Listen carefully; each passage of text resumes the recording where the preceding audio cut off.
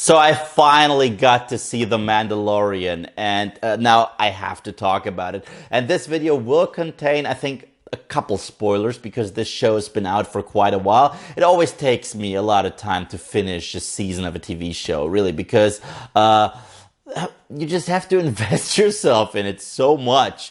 And I've been very worried about this because I don't. As I mentioned before in another video, I'm not a fan of the current state of Star Wars. Not necessarily the movies, but the way they're being received, the way people talk to one another and about one another and about the actors, and the fact that we're on the brink of a civil war because of Star Wars, and Star Wars is supposed to be fun. And even though I have some issues with some of the Disney movies, overall I enjoyed the sequel trilogy. I enjoyed Rogue One. It's really just Solo and The Last Jedi that I had problems with. And Resistance, I just won't watch. It looks like a dumb kid show. So when they announced The Mandalorian, I was excited yet skeptical. When I heard Jon Favreau was involved, I was like, oh, that's a good call. When I heard Dave Filoni was involved, I mean, you guys know him from the Clone Wars. I was like, okay, it's getting interesting. And then I heard that George Lucas himself was spotted on set and also kind of involved with the show. I was like, please be good. Then I saw the first trailer and I loved it. Like, truth be told, I love The Rise of Skywalker. My mind has not changed. I still really dig this movie. But when we're comparing the trailers, I think Mandalorian had the better trailer. So I went in to the show with excitement, but not necessarily high hopes. But I gotta tell you, and I'm being honest, I saw the first episode, loved it. The pilot of The Mandalorian is phenomenal, really great stuff. And then I saw episode 2, 3, 4, and I was a little disappointed. And not because the show sucks, the show's great. Let me just say this right out the gate, the show's great. But I realized, oh, that's an episodic show. It's not a show that heavily relies on cliffhangers or continuity. No, it's basically a episodic show. New planet, new case, blah, blah, blah. And I was like, okay. And when I learned to roll with it, I appreciated this show way more than I did originally. So I rewatched everything just recently. I think this show is way better when you binge it. Way better. But what is the show about? The show takes place in between Return of the Jedi and The Force Awakens. So the Empire has just been defeated.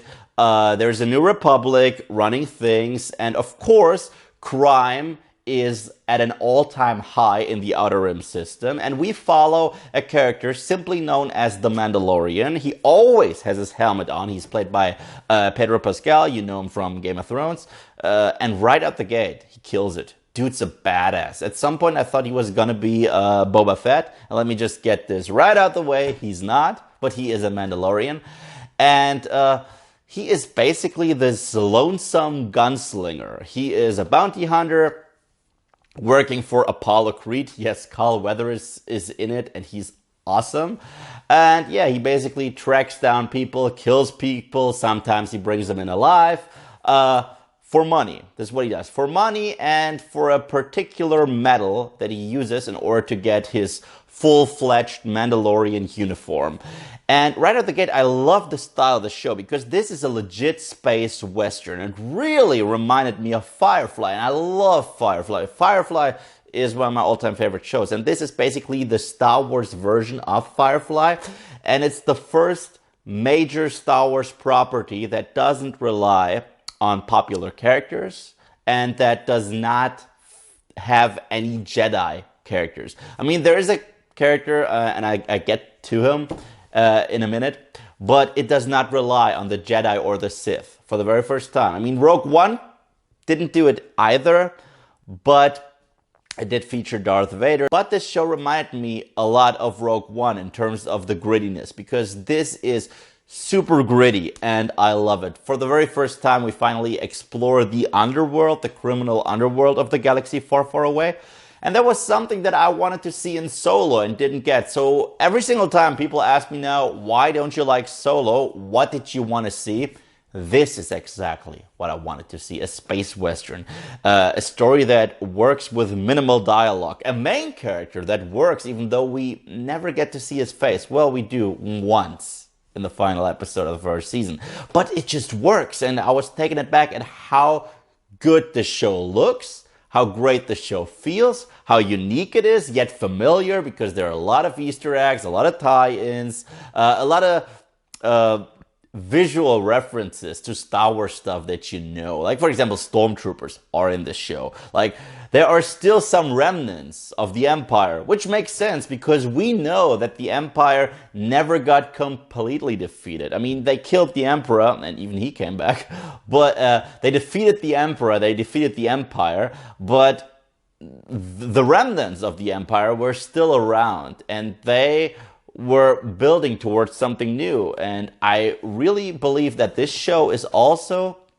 simultaneously going to show us the origin of the First Order, and I'm looking forward to that. During his first mission, he stumbles upon a little creature that the internet has started to call Baby Yoda.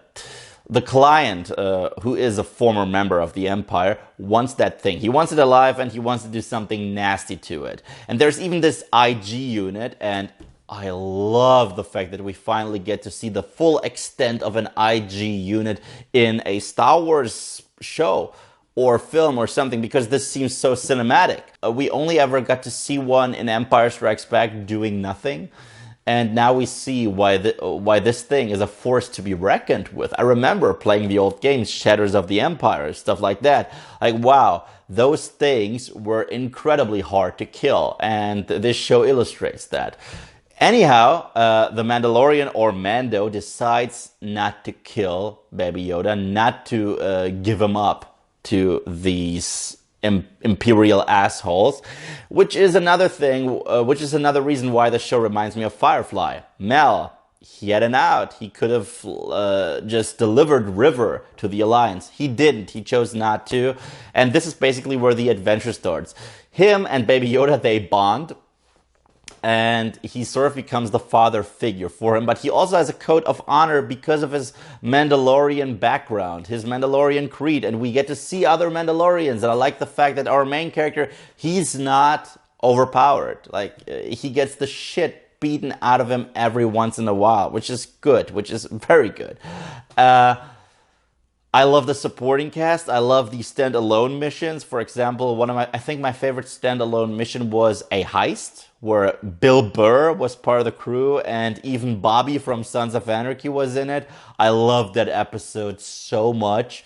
I love the cinematic nature of the show, the way it looks, the way his ship looks, the way the Star Wars feeling is just conveyed through the sets and the set pieces, which is something that, say what you want about the new Disney era, they know how Star Wars looks and feels. Even though some of the stories may not be your cup of tea, they know how to make Star Wars look like Star Wars. And this show is no exception to that rule. The side characters, I already mentioned Carl Weathers. He's the one who normally sends Mando on a new mission, but there's friction between them when Mando refuses to hand in Baby Yoda. But throughout the show, especially during the final 2 episodes, Carl Weathers' character is fleshed out even more. And there's a former rebel shock trooper played by Gina Carano. Is that how you pronounce her name? She's awesome in the show. She truly is. And it's cool that she's from Alderaan. So naturally, she is kind of scarred mentally. And then there's, how do you call this race? Ugnaught? Ugnaught? I'm gonna, you know, I'm not gonna leave, edit any of it out. Ugnaught. Yeah, it's an Ugnaught. Yep. So there's our very first major Ugnaught character on this show. You know, there's the little guy who teaches Mando about honor, and he's kind of his mentor figure. He's the one that always says, "I have spoken." Voiced by Nick Nolte. Loved him, and spoiler alert, when he died in the second to last episode, man, that was sad.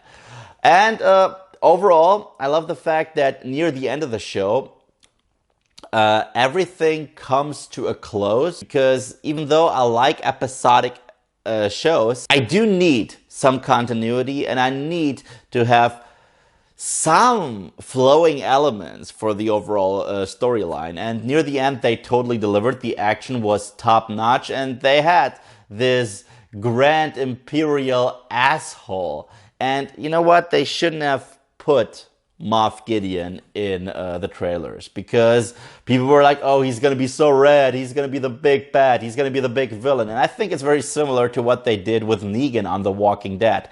They announced Negan as the big bad for season 6 of The Walking Dead, which was a mistake because he only appeared in the season finale. I think they did the same thing with him. They announced him too early. They should have announced him for season 2. So when he comes in near the end of season 1, you're like, oh my god, here he is already. Nonetheless, he's a badass. He's got a dark saber, so I'm looking forward to that. And yeah, the IG unit sacrificing himself for Baby Yoda was heartfelt. Like, we lost 2 main characters in the last 2 episodes, which is great. So all in all, I do have a blast with the show. I can't wait for season 2. I think it is a fresh new take on Star Wars, even though it still has one foot in familiar territory. And here is why I think people are responding so well to it. Because it does not feature any of our beloved characters. Because that's a tricky thing. I think if the new trilogy only focused on Rey, Poe, and Finn, without having Han, Leia, and Luke in it, people wouldn't be as divided, because they kind of took away their happy ending, and especially the way they treated Luke is what got people angry. But since The Mandalorian features all new characters, people will roll with it. They will either not like the characters or embrace them, but they won't hate on the show, because there are no characters to be careful about. And yeah, I dug the show. I finally got around seeing it, and now I gotta ask you, what did you think of The Mandalorian? Let me know in the comment section below, and thank you guys, as always, for watching. If you like what you see here and want to see more, then just subscribe.